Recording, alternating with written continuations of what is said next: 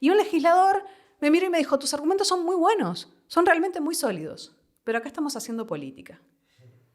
¿Y qué estamos haciendo cuando hablamos de la vida de las personas, cuando hablamos de la salud de las personas, cuando hablamos de los vínculos con los demás animales, cuando hablamos de la naturaleza, cuando hablamos del agua? ¿Qué estamos haciendo? Este legislador claramente, cuando dijo acá estamos haciendo política, estaba pensando en los importadores de pirotecnia. Imagínate ese criterio, pero pensado solamente a la interna de la especie humana. ¿Te parece que podríamos, seríamos capaces de admitir que si le tengo miedo a alguien que me pueda dañar, estoy habilitada para matarlo? Sí, ¿no? Nos pasa con las ratas, por ejemplo, ¿no? Exacto. Que ya en realidad seguramente nos tengan más miedo a nosotros que nosotros a ellas. Bueno, nos pasa con las ratas y lamentablemente también nos está pasando dentro de nuestra sociedad con personas que están en situación de calle y que hoy hay políticos que dicen que como son peligrosos hay que ponerlos presos. En la penumbra, Muy buenas, nuevo capítulo de Vértice. Seguimos con la política, seguimos con los presidenciables y hoy estamos nada menos y nada más que con la señora Rita Rodríguez del Partido Verde Animalista. ¿Cómo estás, Rita? Muy bien, muchas gracias por la invitación, un gusto. ¿Quién es Rita Rodríguez? ¿Quién es Rita Rodríguez? Bueno, Rita Rodríguez es profesora de filosofía, es activista, antiespecista. ¿Qué les puedo contar? Es una persona que trabaja desde la sociedad civil, sobre todo es una ciudadana que no es política por ahora y trata de hacer cosas nuevas adentro de un ambiente que es absolutamente desconocido con todos sus desafíos. Así que bueno, vamos por ahí. Bueno, tuvieron una interna en la cual tuviste que ganar. Tuvieron en total 1.402 votos y bueno, el contrincante tuyo vendría a ser, sacó 300. Tú vas más por la parte animalista y la otra persona venía más por la parte verde, si se quiere, o ambientalista. Exactamente. ¿Eso cambia el partido? O yo lo había escuchado también a él decir que iban a estar las dos cosas presentes igual. Las dos cosas presentes van a estar porque el partido es verde y es animalista. Lo que cambia es el enfoque desde el cual se va a abordar, ¿no? Bueno, nosotros hoy tenemos un partido que tiene una mirada mucho más animalista que ambientalista y la parte verde del partido es más ecologista que ambientalista. Y esto es importante porque el ambientalismo de repente se posiciona desde un lugar mucho más antropocéntrico, ¿no? En la vista o la concepción de la naturaleza, del ambiente, como recurso para la vida humana, ¿no? Desde el ecologismo y el animalismo, lo que sostenemos es que a la naturaleza hay que cuidarla porque es la casa de todos los animales, incluyéndonos. Y sin la naturaleza sana, ningún animal puede prosperar. En la última elección estuvieron raspando llegar a una diputación, pero también era otro partido, porque estaba Salle, que ahora ya no está más. ¿Y cuánto representaba Salle todo esto que dijiste ahora?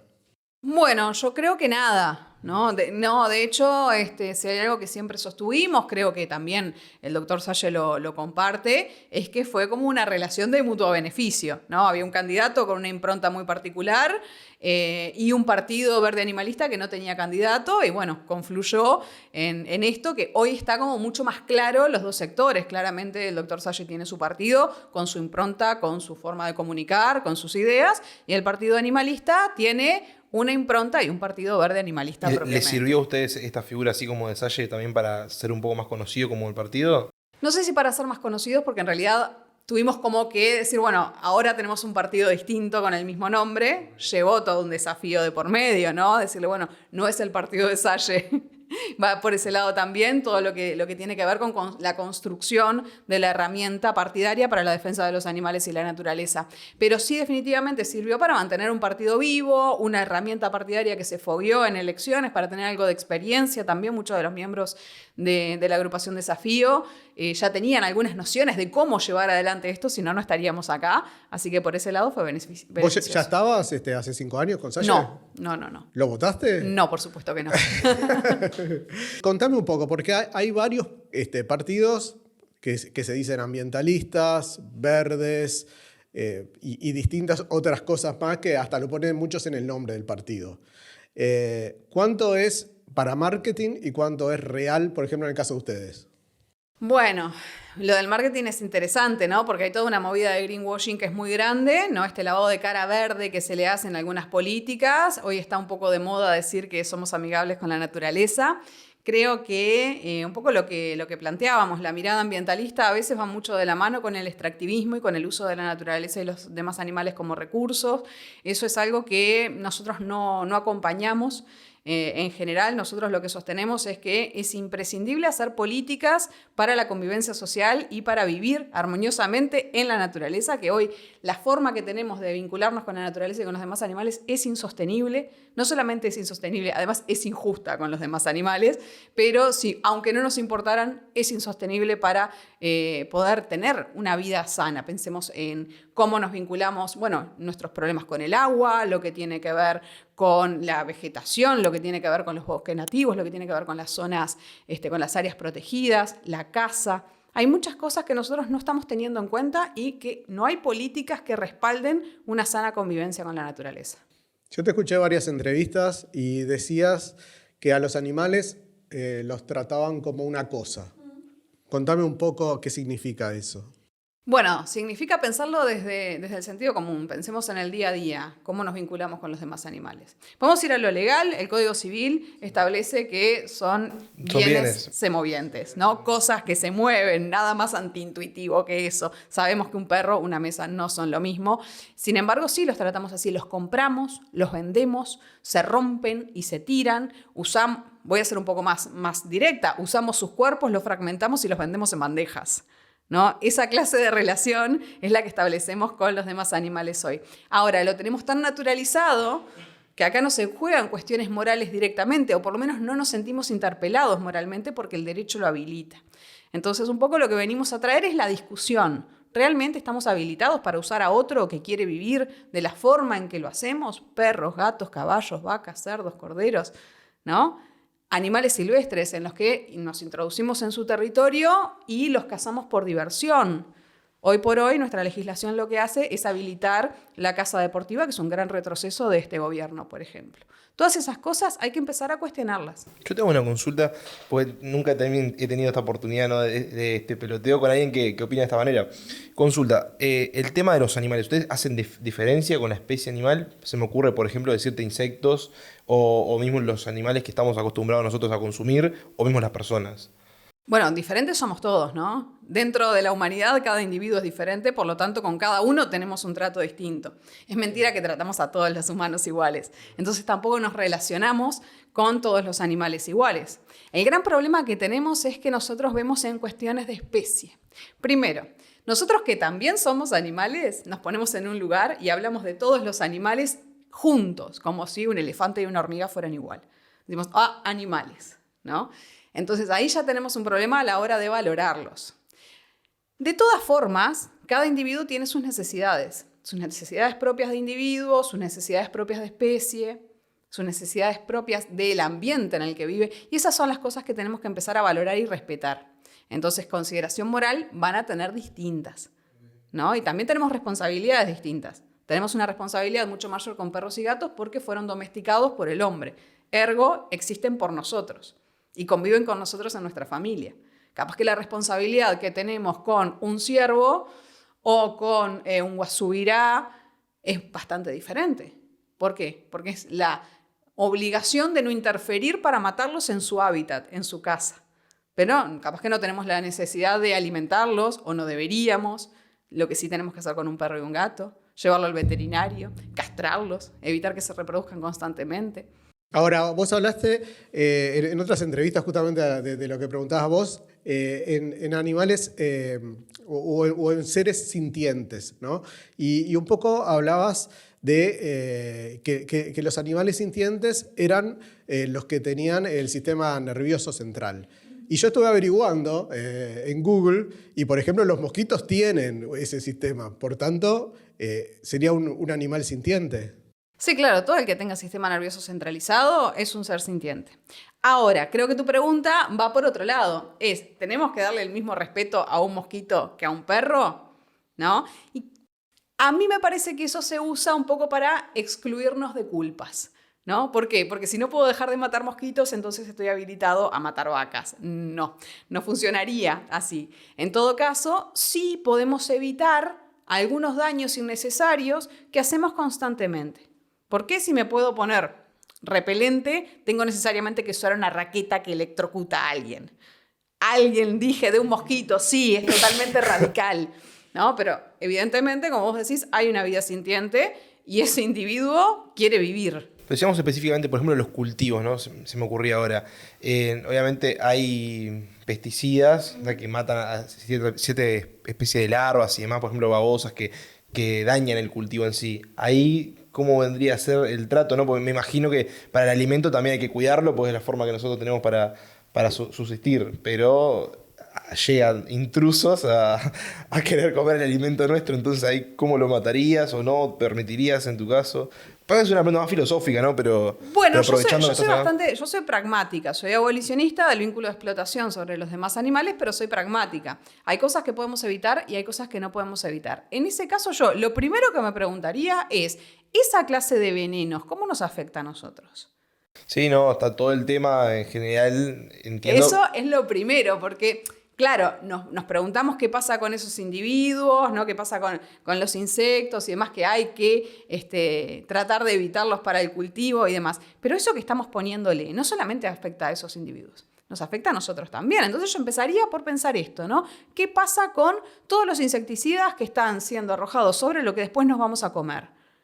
¿Qué tan controlado está esto? ¿De verdad tenemos un control desde el Estado? ¿Tenemos una política pública que nos cuide en torno a lo que estamos comiendo?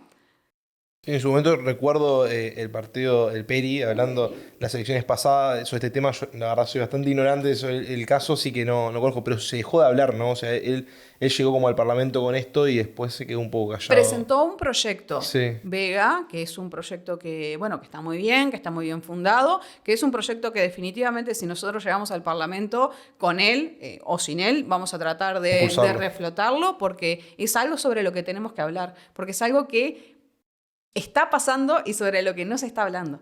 Hasta dónde nuestro cuerpo se está viendo absolutamente contaminado por la producción y cuánto está teniendo que ver el Estado en la forma en que nos cuida. Y ese es el problema. Los ciudadanos creemos, porque es lo que debería pasar, que el Estado nos está cuidando en torno a lo que consumimos, que deja entrar al mercado cosas que son sanas para nosotros, cosas que podemos consumir. Y no es así.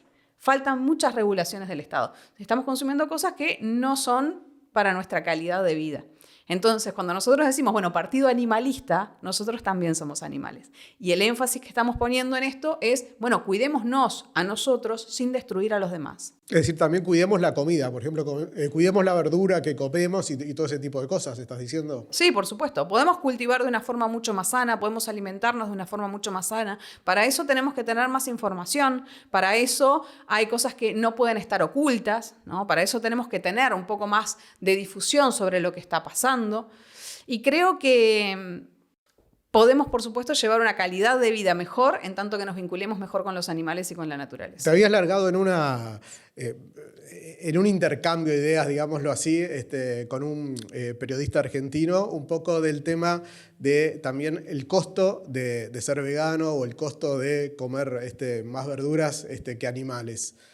¿Cómo lo ves eso? Porque muchos dicen, bueno, cada vez la verdura está más cara, cada vez las frutas están más caras, pero al mismo tiempo estamos hablando de capaz que lo que compramos tampoco no es de la mejor calidad, y si queremos comprar verduras hechas en quintas y todo eso, todavía aún están más caras.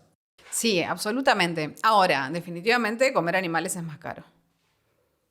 Si hablamos de Está bien, pero carne. llena más, en eso estamos de acuerdo. Bueno, no necesariamente.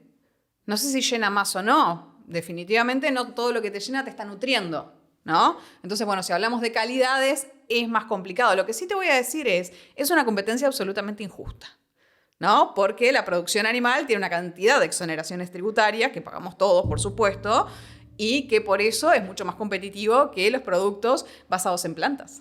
Ahí no hay una exoneración tributaria, hay que trabajarlo muy a pulmón. Hoy hay empresas que están trabajando en esto, hay un montón de productos en el mercado con todos los controles que tienen que tener como para empezar a competir. Y definitivamente, si querés llevar una alimentación basada en plantas, termina siendo más barato que una alimentación basada en cuerpos de animales. ¿Eso es algo que llevarían al Parlamento, por ejemplo, de salir? Sí, por supuesto. Sí, por supuesto. Nosotros nos vamos directamente en contra de la ganadería. Esa es una postura Eso es lo que quería consultar, sí, capaz una pregunta más política, pero de Uruguay sabemos que depende bastante del modelo agroexportador, ¿no? de carne. Ahí, ¿cómo ustedes se manejarían económicamente o con propuestas en De general? nuevo, el pragmatismo, ¿no? Yo soy abolicionista, obviamente que estoy en contra de la ganadería, eso no hace falta ni que lo diga, pero siempre viene bien recordarlo. Ahora, todos sabemos que prohibir la ganadería en Uruguay es una utopía, es imposible hoy. Y además no sería deseable eso. Es como prohibir el fútbol, me parece, ¿no? Una cosa así. Bueno, en el fútbol necesariamente no se mata a alguien como producto, pero en el sentido de lo imposible, sí.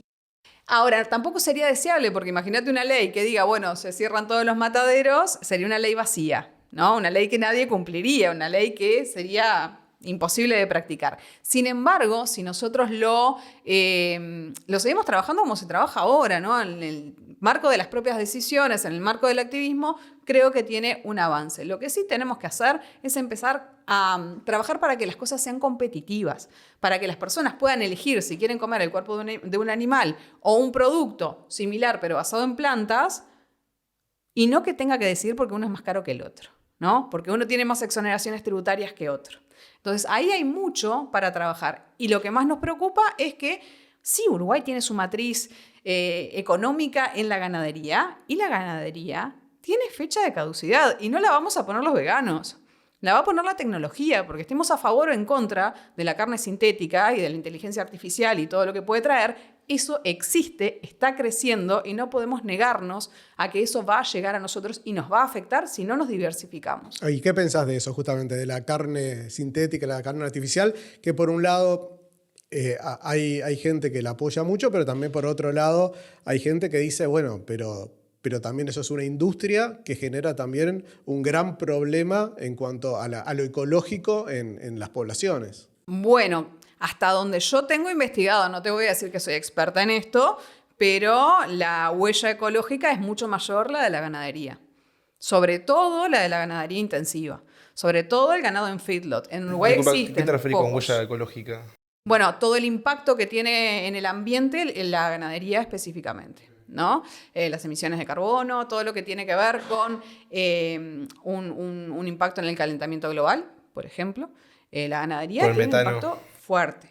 Sí. Sí, es chistoso porque de donde proviene es como que uno dice, ¿en serio son los gases de las vacas los que están haciendo esto? Bueno, increíble pero cierto. No solamente esto, pero definitivamente tiene un peso mucho más grande que lo que puede llegar a tener una industria de generación de carne sintética. Y tengo una consulta un poco más jurídica, pero vos habéis dicho que sos antiespecista, ¿puede ser? Bueno, sabemos que el sistema jurídico, específicamente capaz el sistema penal, se le aplica a una especie de animal, que somos los seres humanos. En tu caso, al no identificar una diferencia entre especies, ¿cómo vendría a ser la legislación capaz expandida a otros tipos de especies de animales? Bueno, primero hay que distinguir los 4 órdenes de la vida práctica, ¿no? La ética, la moral, el derecho y la política, ¿no? Esos 4 órdenes están jugando todos juntos, pero no son lo mismo, ¿no? Las discusiones que nosotros damos en la sociedad civil son de orden ético y moral. Entonces, ahí podemos discutir si el criterio para abandonar a alguien a que se le haga lo que quiera es la especie o no. Yo creo que no. Que alguien nazca en una especie o en la otra no es un criterio para matarlo, destruirlo, para usar su cuerpo en mi beneficio, para hacerlo sufrir por diversión, como en el caso de las jineteadas o en el caso de la caza. Yo creo que la especie no es un criterio moral. ¿Por qué? Porque tampoco creo que el sexo o la raza sean criterios morales como para hacer esas cosas. Y son igual de arbitrarios, simplemente condiciones biológicas con las que nacemos. Ahora, esas discusiones, cuando las llevamos al terreno de lo político, se dan distinto, ¿no? Bueno, si esto se está dando de esta manera y acá hay un individuo, hay alguien que vive en la sociedad, que hace sociedad con nosotros, por en el caso de perros y gatos, hacemos familia con ellos, ¿no? Generamos vínculos de apego, sufrimos cuando se mueren, nos dan alegría, ¿no? Muchos están ocupando un lugar muy fuerte en nuestras familias. Ergo, son parte de nuestra sociedad. Tenemos que empezar a incluirlos en las discusiones políticas como alguien importante dentro de nuestra sociedad. Porque nos afecta, porque nos puede generar problemas y también porque los queremos. Y luego, esto pasa al derecho, ¿no? Y ahí la legislación tiene un gran desafío. Primero, revisar esta categoría a seres sintientes, porque no son cosas, no son bienes semovientes. Ya Descartes lo decía, pero siglo XVII, ¿no? Ya en este momento podemos decir que no son cosas, que claramente la biología, por suerte, lo ha demostrado. Y además, tenemos que empezar a ver si son o no son sujetos de derecho. Y si son sujetos de derecho, ¿cómo lo serían? Lo que sí es verdad es que el derecho está muy por detrás de las responsabilidades que los humanos tenemos para con los demás animales. Porque podemos seguir dando la discusión de si efectivamente tienen derechos que le tenemos que reconocer. Yo creo que sí. Derechos básicos a la vida, a la libertad, ¿no? Pero, en definitiva, lo que no estamos reconociendo son nuestras responsabilidades sobre la vida de esos individuos. Reconocerlos como individuos. Claro, yo ahí me cuestionaba, pues decía, por ejemplo, un animal carnívoro que mata a otro animal, pero no se lo come, no mata solamente por el disfrute, que hay casos, no sé, por ejemplo, leones y demás. Los humanos. Sí.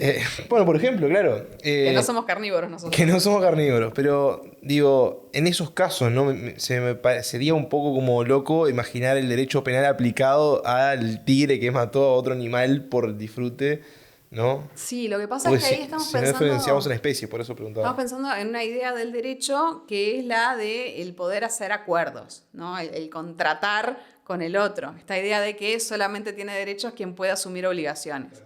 Pero sabemos que en nuestro derecho no es así. Un niño no puede asumir obligaciones y tiene derecho. Bueno, sí, ahí está el tema de la capacidad, ¿no? Ok, una persona con capacidades cognitivas disminuidas no tiene obligaciones. No, decía capaz jurídicamente. Si es capaz absoluto, capaz... Bien, ¿y por qué no lo pensamos así para los demás animales? ¿No? Que no puedan de repente, yo no le puedo exigir a un tigre que no me coma, ¿no? No puedo decir a un jabalí que si me meto en su territorio no me mate. Ahora, ¿eso me habilita a entrar yo en su territorio a matarlo por diversión? Bueno, está el tema del miedo también muchas veces, ¿no? Sí. De que muchas veces matamos, por ejemplo, sé que a vos te cuesta un poco las arañas, y bueno, capaz que a otras personas como vos, al tenerle ese miedo, ese terror, lo que optan es por matarlas antes de decir, bueno, si no va a estar por acá y vaya a saber lo que me hace. Ahora, como antiespecista te voy a responder. Imagínate ese criterio, pero pensado solamente a la interna de la especie humana. ¿Te parece que podríamos, seríamos capaces de admitir que si le tengo miedo a alguien que me pueda dañar, estoy habilitada para matarlo? Bueno, estamos cerca, ¿eh? Cada vez estamos más cerca. Pero viste que es un criterio que es bastante peligroso. Por eso creo que la política necesita dar estas discusiones adentro y afuera de nuestra especie. Porque muchas veces reaccionamos por miedo. Creemos que el otro nos va a dañar sin conocer a ese otro. Capaz que el otro nos tiene más miedo del miedo que le tenemos nosotros. Y por eso reaccionamos. Y reaccionamos violentamente. ¿Hasta dónde que nosotros, como ciudadanos, estemos reaccionando violentamente ante el miedo está justificado? Sí, ¿no? nos pasa con las ratas, por ejemplo, ¿no? Exacto. Que ellas en realidad seguramente nos tengan más miedo a nosotros que nosotros a ellas. Bueno, nos pasa con las ratas y lamentablemente también nos está pasando dentro de nuestra sociedad con personas que están en situación de calle y que hoy hay políticos que dicen que como son peligrosos hay que ponerlos presos. ¿No? No estamos hablando de una situación en la que digamos, bueno, el Estado está ausente, el Estado no está haciendo lo que debe hacer, el Estado tiene que hacerse cargo de que cada persona tenga una vivienda digna y no tenga que vivir en la calle. No, al contrario, los ponemos en el lugar de enemigos, activamos el miedo y los queremos meter presos. Esas discusiones son discusiones que hay que dar. Después, como sistema sociopolítico, económico, entiendo que también el ambientalismo está como por fuera de lo que es capaz liberalismo, socialismo y demás, pero ¿tienen un poco más de simpatía capaz con alguna especie de estas ideologías políticas ya establecidas? Yo no sé si es necesario identificarlo con alguna. Yo creo que ahí, o sea, capaz que se podría, ¿no? Capaz que se podría.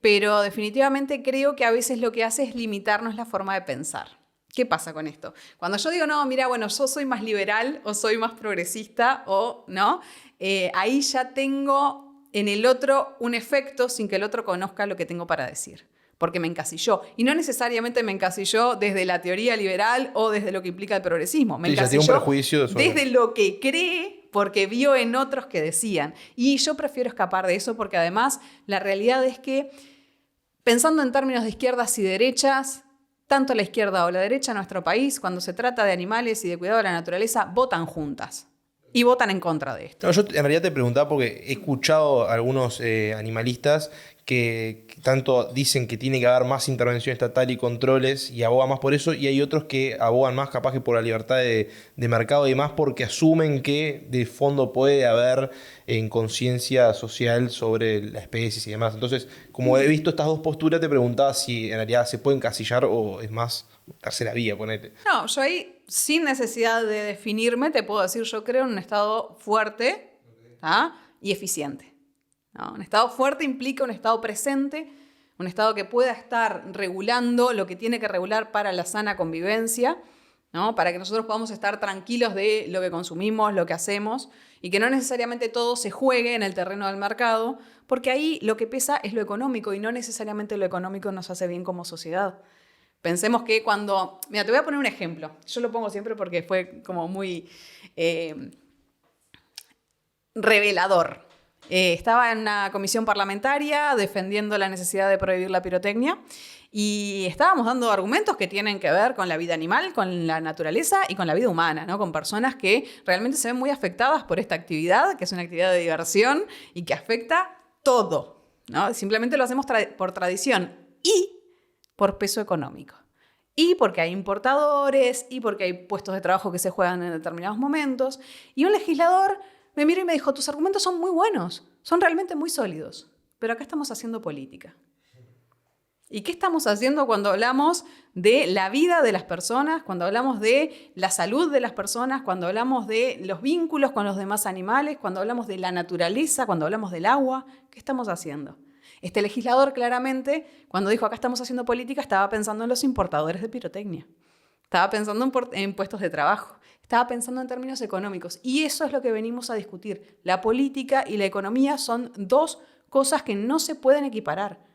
Juegan. Dentro de las decisiones políticas tiene que estar la economía, tiene que estar el peso de los puestos de trabajo y de las condiciones de vida de las personas. Claro que sí, pero no puede ser el único criterio para pasarnos por encima a todo lo demás. Sí, yo creo que no es tan utópico igual lo que vos planteás. Si yo me pongo a pensar, no hace mucho tiempo en todos los lugares fumaba la gente y lo veía como algo natural. Y en poco tiempo, en muy poco tiempo, la cabeza de la gente ha cambiado. Hoy por hoy, mismo los jóvenes que están hoy presentes en la sociedad ya tienen otra visión totalmente distinta. No se les ocurre prender, no sé, un pucho adentro de un lugar con otras personas.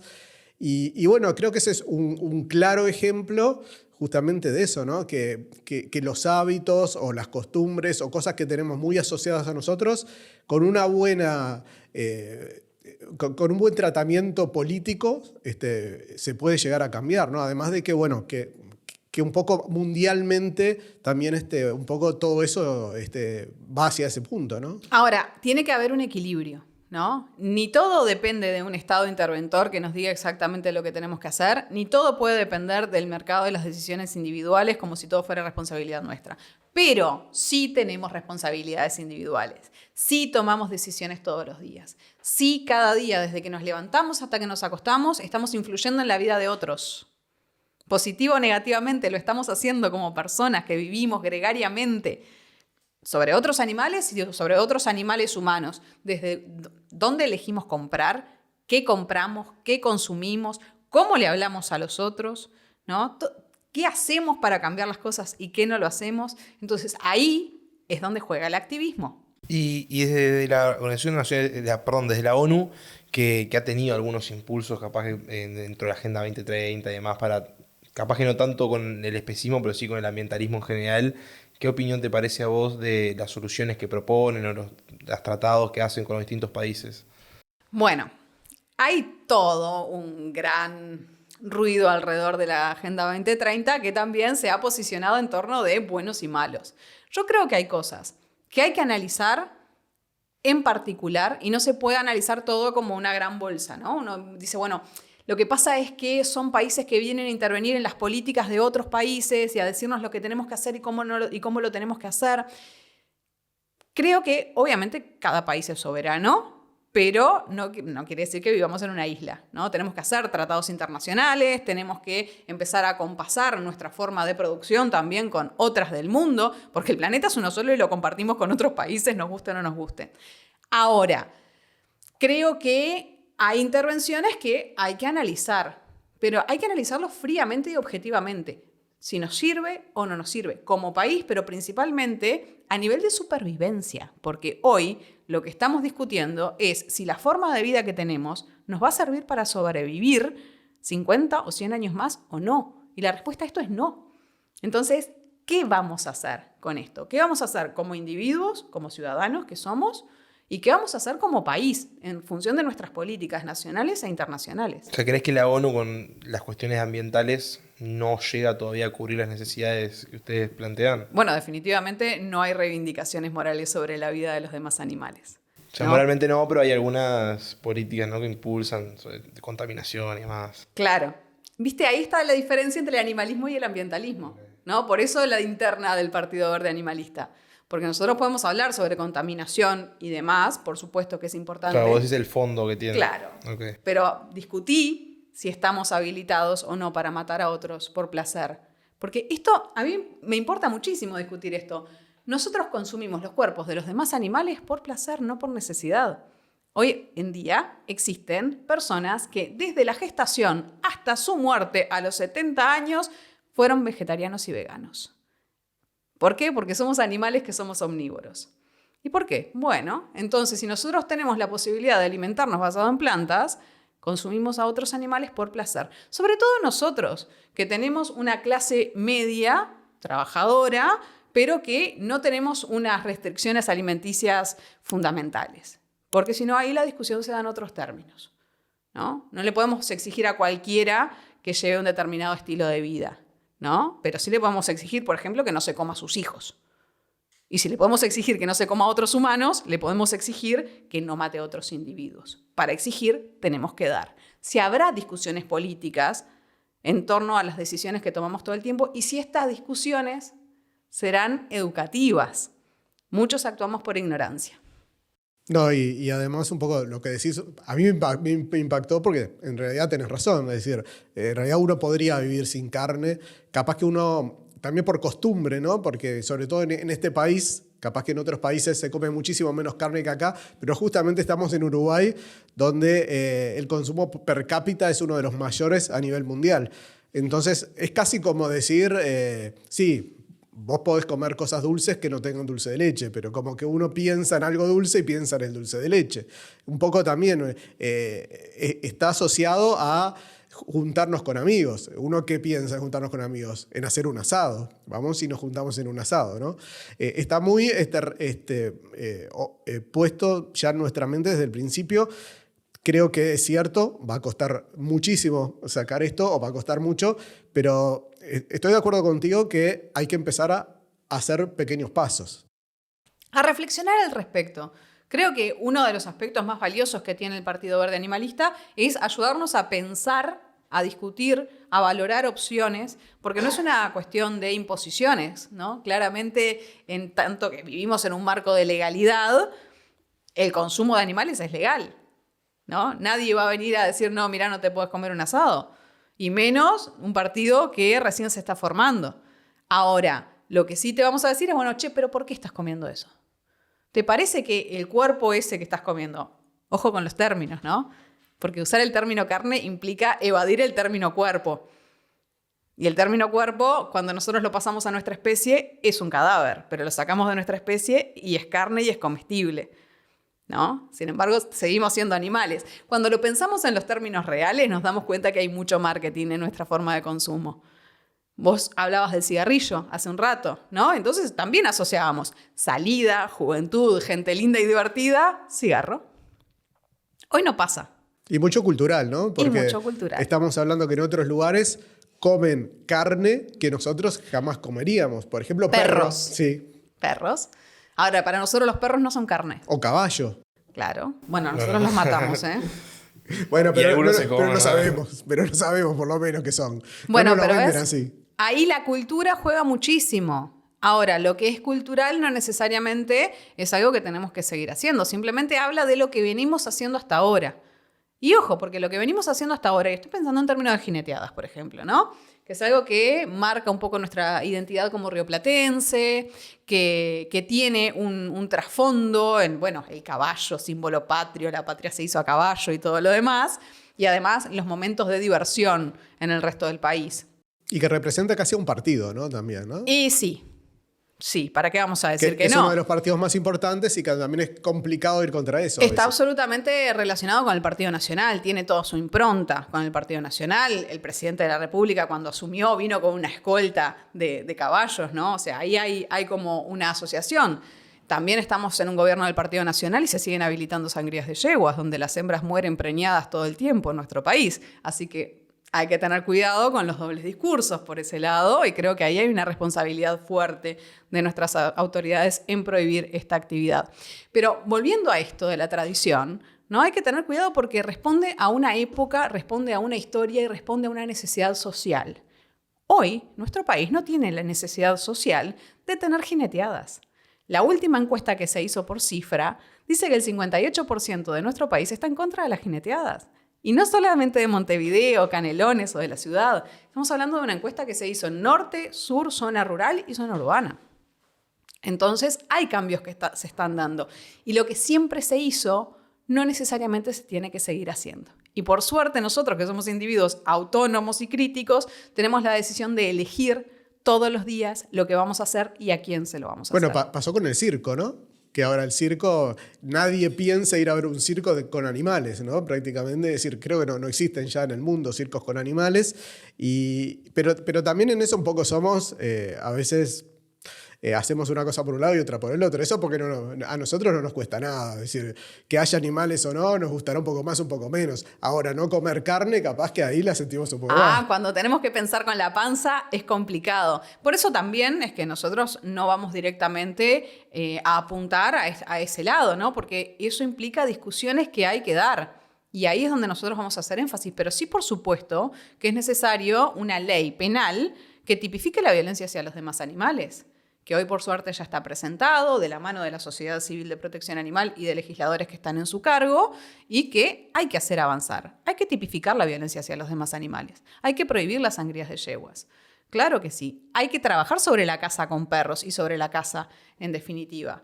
Hay muchas cosas que hacer. Hay que modificar la institucionalidad del Instituto Nacional de Bienestar Animal, dónde está, integrado por quién, cuáles van a ser las políticas públicas, cómo afecta todo esto a la familia, ¿no? El uso de la violencia hacia los animales de la familia para afectar a uno de sus miembros es muy común y las personas están indefensas frente a esto. Yo la verdad celebro la posición de ustedes que traigan estas cuestiones a la mesa porque es tan bueno discutirlo. Sí me parece que en el fondo sigue habiendo el especismo presente porque me imagino, ¿no? Si quienes van a legislar, quienes van a prohibir, quienes no, quienes van a decidir sobre otros animales o no, o decidir a qué personas no interferir otros animales, va a ser el ser humano. Entonces, al fin y al cabo, el especismo va a estar presente porque quienes van a establecer las reglas van a ser los humanos. O sea, desde el punto ya sea de no matar a otros animales o de matarlos, va a ser el ser humano. Entonces, en el fondo hay una visión antropocentrística siempre, ¿no? Bien, ok. Es una discusión que es bien interesante. Nosotros como humanos siempre pensamos desde la humanidad, ¿no? Pero los hombres como hombres siempre piensan desde sus características, desde su vida social y desde su rol. ¿Podemos decir que nuestra política es machista porque está legislada mayoritariamente por hombres? Yo creo que sí, que podemos decirlo, pero bueno. No entendí igual, perdón. A ver, ¿podemos pensar desde nuestro lugar? Sí. ¿Lo hacemos? Sí. ¿Pero lo hacemos para nosotros y en nuestro beneficio? No necesariamente, ¿no? Yo creo que, como humana que soy, puedo pensar en cubrir las necesidades y proteger a otros que no son humanos como yo.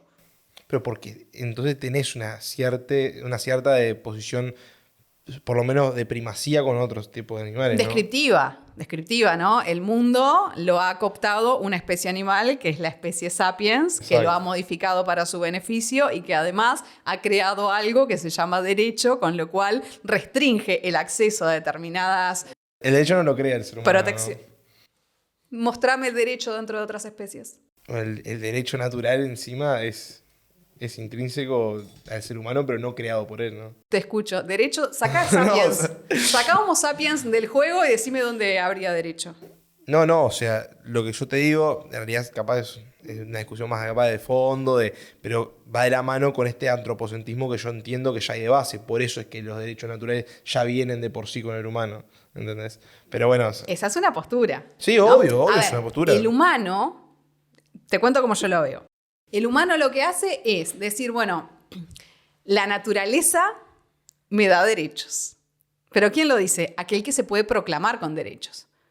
¿No? Desde otro lugar podemos decir, bueno, el hombre caucásico europeo dijo, yo soy el hombre, yo soy el humano, yo tengo derechos. Llego a América, bueno, yo tengo derechos. ¿Por qué? Porque a mí la naturaleza me da derechos. Hay que ver si estos que están acá son humanos y tienen derechos o no. ¿Quién lo va a decidir? Yo, que ya me atribuí derechos. ¿No? Entonces ahí hay un círculo moral y un círculo legislativo, si Porque se ahí hay que quiere. definir qué es derecho también. Entonces, ¿no? Bien.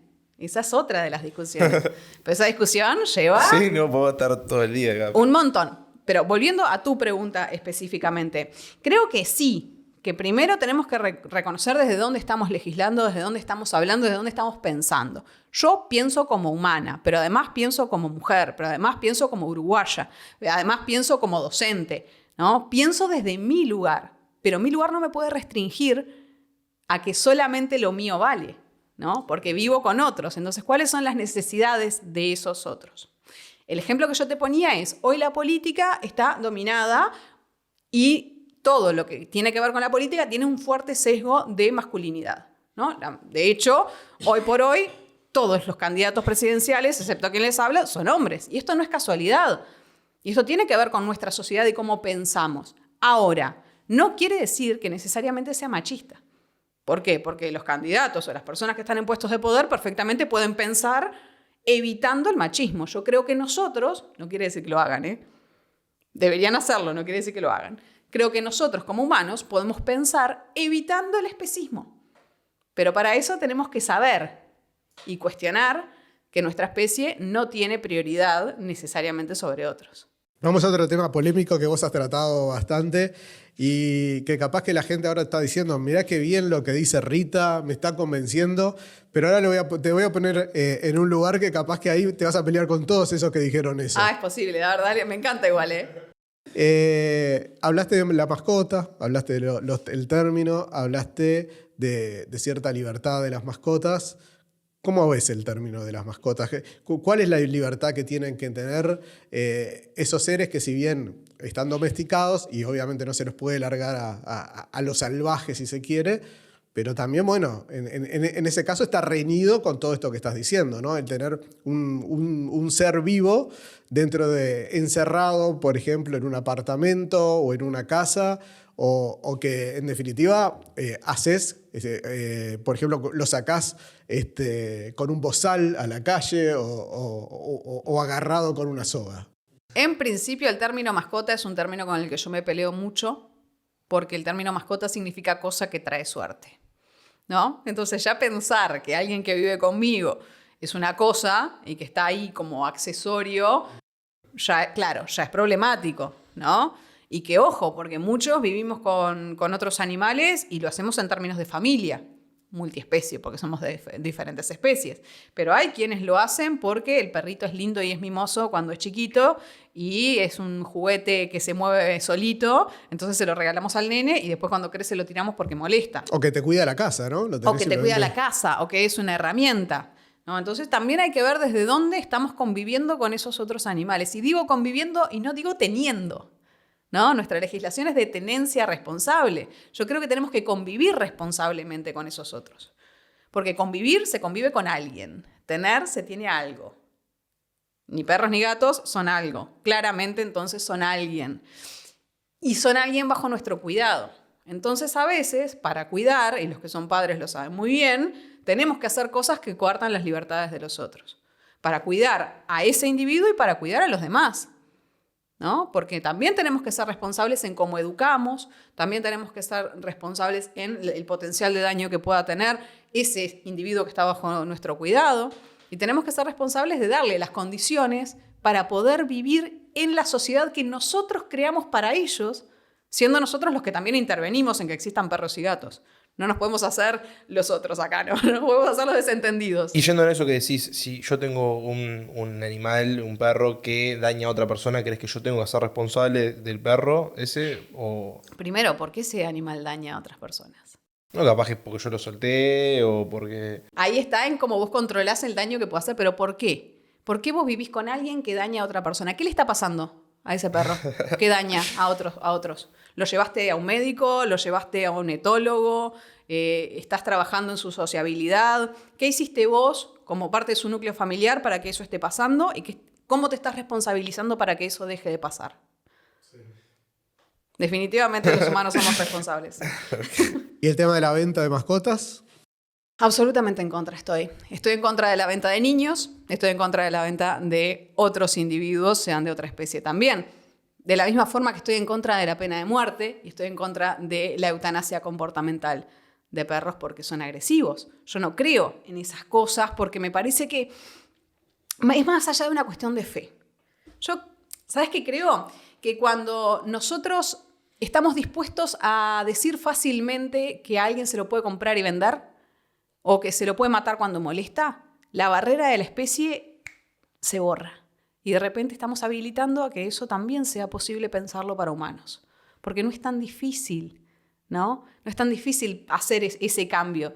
Sin embargo, estamos muy habituados a habilitar la violencia hacia los animales y después decir, no, somos muy violentos en nuestra sociedad. Cuando vos a alguien le decís que puede ser violento hacia un animal, le estás diciendo que puede ser violento. El resto cae por su propio peso, porque vivimos en una misma sociedad. Y en última instancia, si no podés ser violento hacia un niño porque hay leyes, entonces te la puedes agarrar con el perro. Y si nadie te ve, ¿no sos violento con un niño? Ahora, entonces, a ver si me quedó claro. Entonces, vos no decís que no podemos tener animales a nuestro cargo o conviviendo con nosotros, pero al mismo tiempo nosotros ejercemos determinado poder sobre los animales. Por ejemplo, ahora, hasta hace poco se está discutiendo sobre la ley de eutanasia en los seres humanos. Sin embargo, en los perros es algo muy común el tema de la eutanasia. Sí, pero con muchas diferencias. Yo estoy absolutamente a favor del proyecto de Ope Pasquet. Creo que es una decisión que cada uno de nosotros tendríamos que poder tomar, el poner un fin a nuestra vida cuando ya estamos sufriendo un dolor irrecuperable.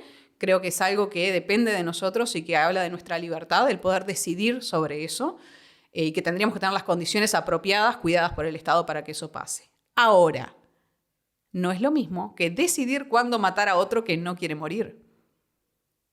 Porque un perro que muerde no quiere morir. Se quiere defender o quiere atacar, pero no quiere morir. Entonces, una cosa es la eutanasia como buen morir, que implica el término, en condiciones apropiadas, y otra cosa es matar a alguien que todavía quiere y puede vivir. ¿Y qué opinas de las perreras, del tema de las jaurías de perros sueltos en las calles o en el propio campo? ¿Cómo entendés perrera? Bueno, es el lugar donde, casi como una cárcel vendría a ser, ¿no?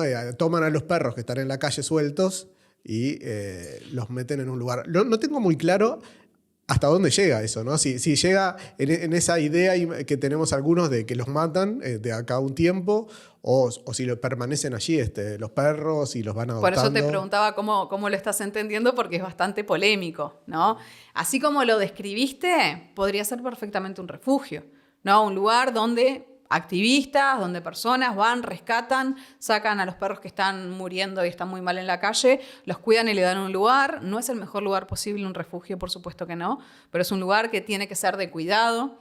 Hoy por hoy hay un montón de refugios en el país a cargo de particulares que están poniendo de su tiempo, su dinero, su esfuerzo, su salud mental, por supuesto, Animales Sin Hogar, y en todos los departamentos hay por lo menos una ONG grande con cerca de 500 perros y gatos. Y esto es importante porque el Estado no se está haciendo cargo de eso, lo estamos haciendo los ciudadanos. ¿no? Y acá es donde hay que apoyar para que en algún momento no sea necesario esto, o sea, que no haya animales en situación de calle padeciendo. Ahora, cuando decís perrera, los animalistas entendemos lugares donde los perros, porque molestan, se sacan de la calle, se guardan un rato en un lugar que es absolutamente nefasto para ellos porque no importan, porque en última instancia los van a matar si en 3-4 días no viene alguien a buscarlo. En Uruguay hubo perrera y tenía esa forma de funcionamiento. Eso no va a volver a pasar en nuestro país y no va a volver a pasar porque la sociedad civil se ha opuesto todas las veces que fue necesario cuando legisladores levantaron la voz sobre esto y lamentablemente sí hay gente que lo hace, sí hay gente que dice hay que salir a matar a los perros que sobran y por eso es necesario repensar desde dónde miramos a los demás animales. ¿No se hace ahora eso? No. Nuestro país es no eutanásico. Hace años. Sí, la ley... Sí, hace muchos años, desde el 85, 90 y algo. 90 y algo, ese. Sí, 90 y algo. Del gobierno de Sanguinetti, si no me equivoco, del segundo gobierno de Sanguinetti. ¿Sí? Estoy casi seguro. Pensé el último de la calle, pero puede ser. Bueno, ahí en esos años, no lo tengo muy claro. Pero lo que sí es seguro que la ley 18471, que es la de tenencia responsable y bienestar animal, es una ley que es no eutanásica, o sea, excluye la muerte de los animales como método de control de reproducción, canino y felino, que se quiso modificar esto a través de la ley de urgente consideración, que no es menor, el término no eutanásico se iba de la ley y la sociedad civil se opuso, hizo todo el proceso legislativo correspondiente, fuimos a las comisiones, argumentamos y sostuvimos que tenía que seguirse manteniendo, se mantiene afortunadamente, así que nuestra ley es no eutanásica, lo que sí se habilita es la pena de muerte para animales que muerdan. Bueno, ustedes entran el día de mañana, en las elecciones, entran a la Diputación. Está claro que van a defender todo lo relacionado a los animales, también parte de lo relacionado a la ecología, capaz que con menos esfuerzo que con los animales, pero además en el Parlamento Nacional se votan muchísimas leyes. La pregunta es, ¿los votan a ustedes? ¿Ustedes ya tienen también postura sobre todas esas otras cosas? Por ejemplo, te pongo el plebiscito de la seguridad social. Mira, yo tengo una postura en torno a los plebiscitos, que no es la postura tradicional, ¿no? ¿Qué es un plebiscito? Una consulta popular. En un plebiscito, a mí, ciudadana, Rita Rodríguez, me preguntan qué es lo que yo quiero. ¿Por qué? Porque mis referentes políticos no se pudieron poner de acuerdo, porque no hicieron su trabajo y porque no legislaron como tenían que legislar para que nosotros podamos no decidir en este caso. Entonces el Estado tiene que destinar fondos para preguntarme a mí de nuevo, que ya me preguntaron quién quería que me representara, qué quiero sobre esto. Entonces, en un plebiscito, el ciudadano tiene que decidir solito. Y los actores políticos, los representantes, deberían llamarse a silencio, sin inclinar el voto, porque su lugar y su rol ya estuvo dado y no pudieron zanjar esa discusión. Y eso es lo que yo hago. O sea, no tomás una postura pública. ¿Eso como partido o como persona? Eso como persona y como partido también. Creo que el Partido Verde Animalista tiene que marcar una diferencia sobre esto de respeto al ciudadano y empezar a decir públicamente que el voto no es de los partidos, ¿no? Yo salgo del rol político partidario, no de candidata en este momento. Yo, Rita, profesora de filosofía que vive en Punta de Rieles. Yo no quiero que a mí me digan lo que tengo que votar. ¿Por qué? Pensamiento crítico. Porque soy un ciudadano crítico que puede valorar lo que quiere y lo que no quiere. Esto de que los partidos piensen que tienen su caudal de votos preso y que la gente acríticamente los sigue, es mentira. Se puede especular. Y hay gente que puede decir, bueno, yo creo más en la palabra de fulano y debe estar más formado, entonces le voy a hacer caso. ¿Y qué estamos haciendo? Teniendo una actitud paternalista sobre los ciudadanos y despolitizándolos de su rol de tomar acción e informarse. Creo que hay que empezar a decir esto, ¿no? El voto no es de los partidos. Por eso no es tan lineal que cuando alguien vota a X partido, en un balotaje necesariamente vaya a votar a otro. Igual hay algo que tiene mucho más incidencia, que es, por ejemplo, el no ensobrar, por ejemplo, eso. Por tanto, si vos no ensobras, en este caso, podés no decir hasta si estás de acuerdo o no de acuerdo, pero en definitiva tu opinión la estás poniendo en justamente eso. Vos sabés por el tema de la convención lo difícil que es movilizar gente también. Sí, y creo que en eso hay que trabajar, ¿no? Hay que trabajar en que así como los activistas que hoy estamos en el Partido Verde Animalista, nos estamos movilizando para dar una señal, que es que lo animal es político y hay que tomar nuestro rol ciudadano como políticos y hacer ejercer ese peso, creo que todas las personas tendrían que empezar a trabajar sobre su rol político. Porque los ciudadanos tenemos un rol político 24/7, no solamente cada 5 años. Y me parece que en esta actitud que es paternalista y que incluso es un poco soberbia de los partidos, lo que se hace es fomentar esa comodidad, fomentar que las personas se despoliticen y que después terminen votando por la cantidad de veces que ven una cara en la tele, que terminen votando por que una canción es más pegadiza de la otra, porque uno le parece más lindo que el otro. Entonces, esos no son criterios políticos. Pero terminamos votando por eso. ¿Por qué? Porque tenemos un voto que es obligatorio, pero al mismo tiempo tenemos una sociedad que está despolitizada.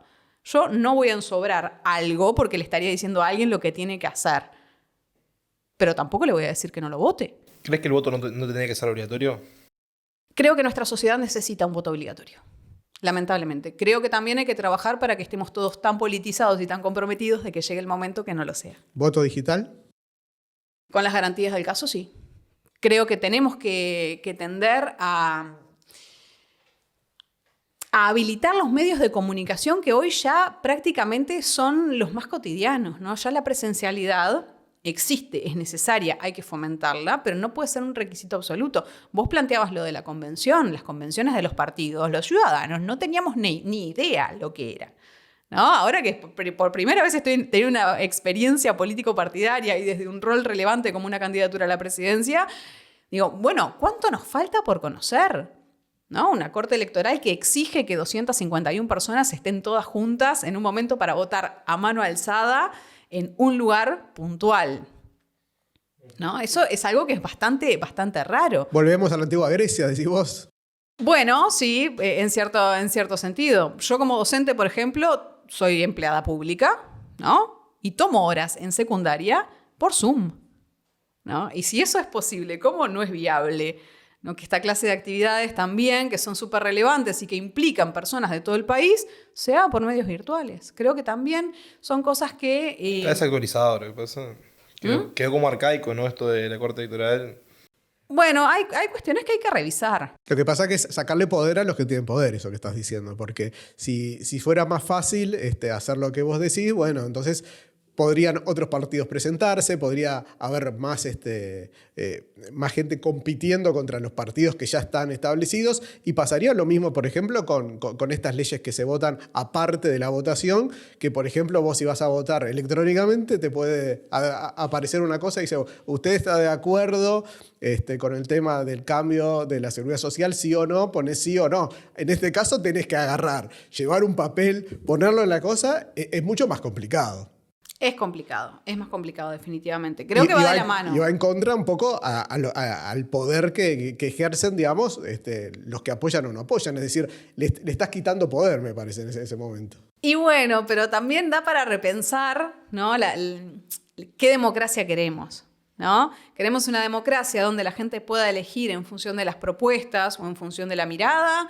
¿O queremos una democracia donde las propuestas que lleguen sean solo las que pueden superar determinadas trabas burocráticas? El otro día yo hacía un video para redes sociales, convocando, ¿no? Obviamente a todos los convencionales del Partido Verde Animalista a que se acerquen a la convención, pero también a que los que son convencionales de otros partidos se acerquen y habiliten a que esos partidos puedan competir, porque ganaron una elección interna, ¿no? Porque hayan tenido una interna particular o no, superaron los 500 votos en una elección interna. Y eso es lo que la gente ve. Y dice, bueno, entonces va a estar en octubre y de repente se quedan por el camino por una convención que nadie sabe cómo se organiza. Sí, yo diría eliminar directamente la convención, porque vos llegaste a determinada cantidad de votos es porque determinada cantidad de personas quiere que vos estés. Bueno, tiene una cosa en el medio, ¿no? La convención vota la fórmula presidencial.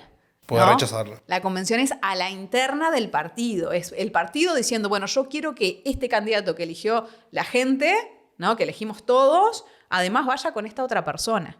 Entonces está bien, eso está bien que se haga. Yo no lo cuestiono. Capaz que creo que tendríamos que actualizar un poco las formas y las modalidades para que no sea tan despareja la posibilidad de llegar a elecciones nacionales y que la gente realmente pueda elegir en octubre lo que quiera. Sí, o que en la propia interna ya se ponga, es decir, si gana determinado candidato, elige a la compañía de fórmula. Pasó con Delgado, que después obviamente lo tiene que ratificar, pero estábamos todos claros que nadie iba a decir a Ripoll que no, aunque muchos estuvieran en desacuerdo. Vos sabés que yo me cuestiono eso, ¿no? ¿Realmente el candidato puede elegir a dedo quién quiere que lo acompañe? Claro, en ese sistema hoy en día está bien, ¿no? Porque por lo menos después tenés la convención que ratifica o no la decisión que hizo el candidato. Claro, el problema es si esto es algo que debería pasar así. A ver, en nuestro caso, la agrupación, la 409, que es la agrupación a la que me debo, tenía cerca de 600 personas que lo acompañaron en su lista. Y por lo tanto, con esas 600 personas, definimos quién queríamos que fuera el compañero de fórmula. ¿Son 2 agrupaciones? Sí. Sí, Dos preguntas rápidas, porque ya tenemos que ir, como dirían, nos apremia el tiempo. La primera, no me importa si te gusta o no te gusta, ¿quién pensás vos que va a ser el próximo presidente de la República? Creo que por lógica, Yamandu Orsi. Y contame, ¿qué sería lo primero que ustedes plantearían si entran en el Parlamento? Bueno, sea él o sea quien sea, lo primero que tenemos que trabajar es sobre la institucionalidad del Instituto Nacional de Bienestar Animal, que es algo que se debe al Poder Ejecutivo, dónde está, cómo está compuesto, ¿no? Y qué políticas públicas desde los ministerios se van a aplicar al respecto. Eso va a ser algo principal de lo que se tiene que encargar el Poder Ejecutivo, desde la mirada animalista, ¿no? ¿Qué número de lista para votarte? 409. ¿En todo el país? En todo el país, excepto en Canelones, que es la 1409. Perfecto. Muchísimas gracias, Rita. Un gusto, Rita. Gracias a ustedes, un placer. Nosotros nos vemos en el próximo programa. Suena la música. Susurros en la penumbra, buscando lo real. Pausas en el camino, marcan el compás. En el silencio que retumba, nuestra esencia sonará, resonando la ciudad.